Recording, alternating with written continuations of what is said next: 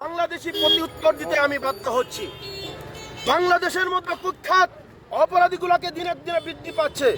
আমরা দেখতে পাচ্ছি দীপু দাস নামের এক ব্যক্তিকে ওনারা সংখ্যালঘু হওয়ার জন্য, ওনারা হিন্দু হওয়ার জন্য বাংলাদেশের মধ্যে ওদেরকে হত্যা করা হয়েছে। ওকে মারিয়ে মারিয়ে জীবন্ত জ্বালিয়ে দেওয়া হচ্ছে।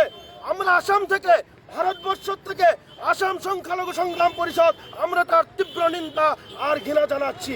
আমরা বলতে চাই, অন্তর্বর্তীকালীন বাংলাদেশের সরকার ডক্টর মোহাম্মদ ইউনূস, যদি উনাকে আমরা বলছি আসাম থেকে মুসলমান হয়ে উনাকে বলছি, যদি এই কুখ্যাত যে হত্যাকারী ওদেরকে যদি ফাঁসি কাঠের মধ্যে আপনার দাঁড়াতে না করতে পারেন, তাহলে আমরা আসাম সংখ্যালঘু সংগ্রাম পরিষদ ভারতবর্ষ থেকে বাংলাদেশের কোনো একটা পণ্য বস্তু আমাদের আসাম তথা গোটা ভারতবর্ষে আসতে দিব না। আর আমরা বলছি যে আমরা যেরকম করে ভারতবর্ষটা হচ্ছে গণতান্ত্রিক দেশ, তেমনি বাংলাদেশ হচ্ছে গণতান্ত্রিক দেশ। ও দেশের মধ্যে কোন ধরনের মুসলমান কোন সন্ত্রাসবাদী ব্যক্তি হিন্দুর উপর আক্রমণ করতে আমরা ভারতের মুসলমানের দিব না।